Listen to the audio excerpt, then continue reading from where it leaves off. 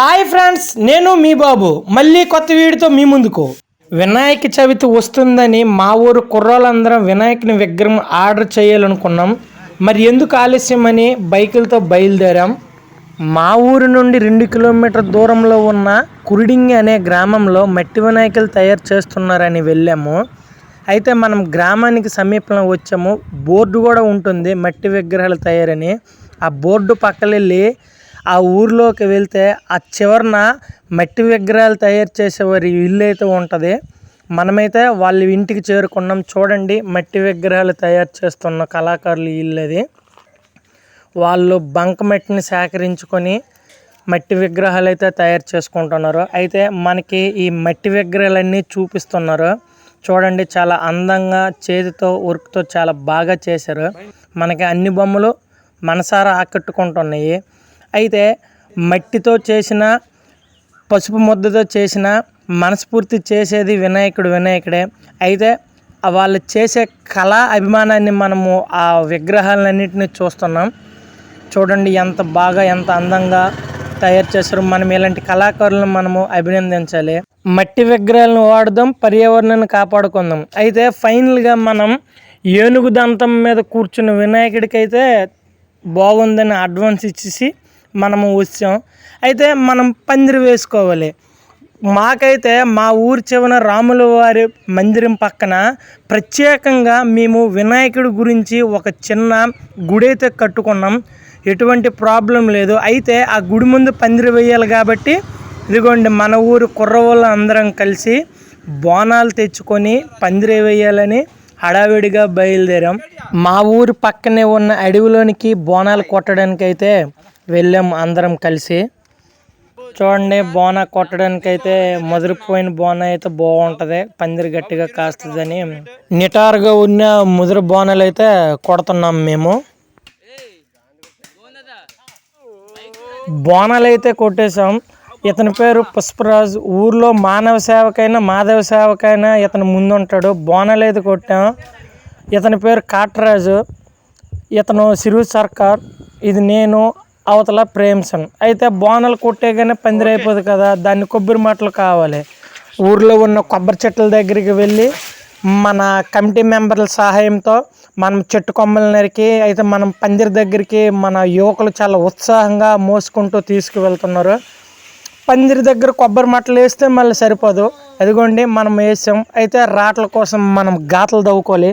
పందిరికి సరిపడిన మనం బోనాలు కర్రలను తెచ్చుకున్నాం కాబట్టి ఆ గాతలో మనం కొట్టేసుకొని పంజరానికి మనం రెడీ చేసుకుంటున్నాం. ఫైనల్గా పంజరం తయారైపోయింది. మనం తెచ్చుకునే కొబ్బరి మట్టలతో పూర్తి స్థాయిలో పందిరి వేసుకోవడం జరిగింది. నెక్స్ట్ పని ఏమిటంటే, మనము ఆర్డర్ ఇచ్చిన బొమ్మ తెచ్చుకోవడానికి ఆటో పట్టుకొని మన ఊరు కుర్రలంతా కలిసి వెళ్ళాము. మనం ఏ బొమ్మ అయితే ఆర్డర్ ఇట్టామో, మనము ఏనుగు దంతం బొమ్మ అయితే ఆర్డర్ పెట్టాము. అదిగోండి, మనం ఆ బొమ్మనే మన కుర్రోళ్ళ సహాయంతో మనం తెచ్చుకునే ఆటోలోనికి పెట్టడానికి మనము ప్రయత్నిస్తున్నాం. అందరూ జైబోల గణపతి మహారాజు అనే ఉత్సాహంతో బొమ్మని అయితే మనము ఆటో దగ్గర తెచ్చుకోవడం అయితే జరిగింది.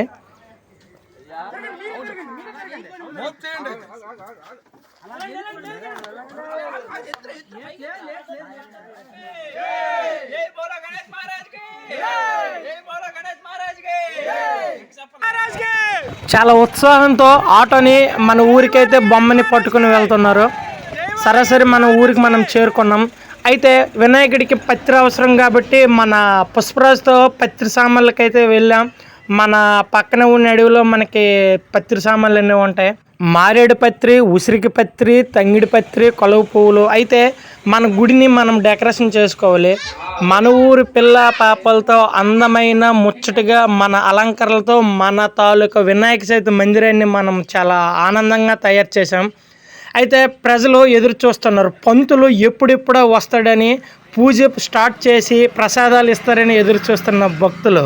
పంతులు గారు వచ్చి పూజ స్టార్ట్ చేశారు.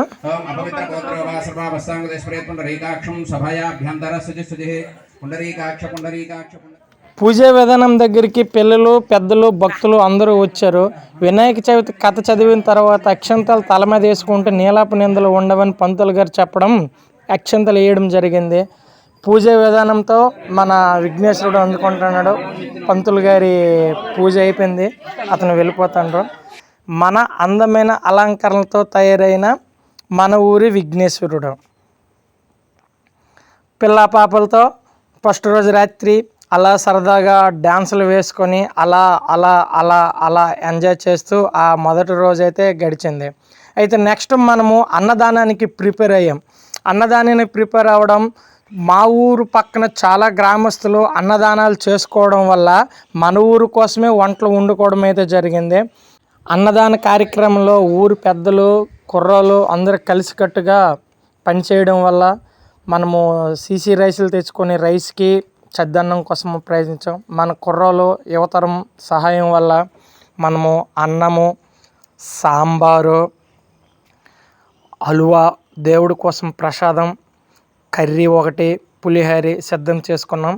వరసిద్ధి వినాయక ప్రసాదం భక్తులు అన్నదాన రూపంలో స్వీకరిస్తున్నారు.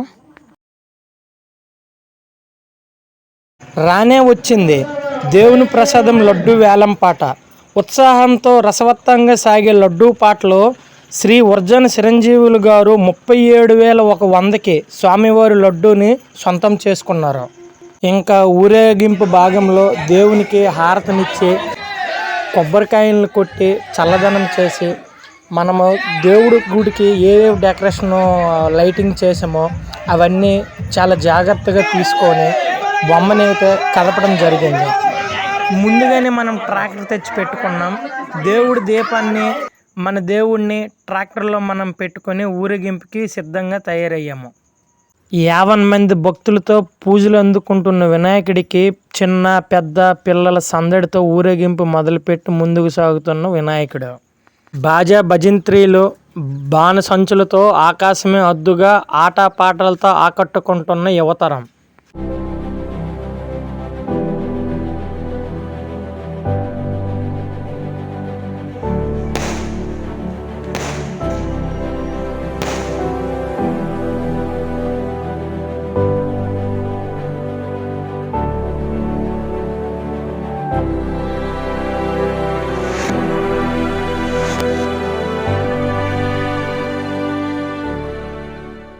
ఊరేగింపు ముగిసింది. లడ్డూ వేలంపాటలో పాడుకున్న శ్రీ వర్జన చిరంజీవులు గారి కుమారుడు వర్జన రాజమోహన్ రావు గారు ఈ ప్రసాదాన్ని స్వీకరించి ఈ కార్యక్రమాన్ని జయప్రదం చేశారు. ఊరేగింపుని పూర్తి చేసుకున్న వినాయకుడిని మా ఊరు చెరువులో నిమగ్నం చేయడానికి కొరకు తీసుకువెళ్ళడం జరిగింది. మొత్తానికైతే మన వినాయకుడిని నిమగ్నం చేయడానికి చెరువు దగ్గర తీసుకైతే వచ్చాం. వినాయకులు మనం చేసే కొన్ని పొరపాట్లు పిల్లలు చెరువు దగ్గర తీసుకువెళ్ళడం చేస్తారు. చాలామంది చెరువు దగ్గర నిమగ్నం కోసం పిల్లలకి ఎవరిని తీసుకువెళ్ళవద్దు. ఈత వచ్చిన వాళ్ళు బొమ్మని చెరువులో నిమగ్నం చేసుకొని వచ్చేలే. ఇది మా మట్టి వినాయకుడి మహోత్సవం. అయితే అందరూ సహకారంతో జయప్రదం చేసుకున్నాం. ఎవరికి ఆపద అడ్డు లేకుండా ఈ కార్యాన్ని జయప్రదం చేసుకున్నాం. మీరు ఇలా కార్యక్రమాలు జయప్రదం చేసుకోవాలని మనస్ఫూర్తిగా కోరుకుంటున్నాను. చిన్న మనవి, ఆనందంగా అడుగేద్దాం, బాధ్యతగా బ్రతుకుదాం. ఈ వీడియో మీకు నచ్చినట్టుగా అయితే మన ఛానల్ సబ్స్క్రైబ్ చేయండి. Please like, please share my channel. జై బోలో గణపతి మహారాజ్కి జై. జై బోలో గణపతి మహారాజ్కి జై. జై బోలో గణపతి మహారాజ్కి జై. కథ ముగిసింది.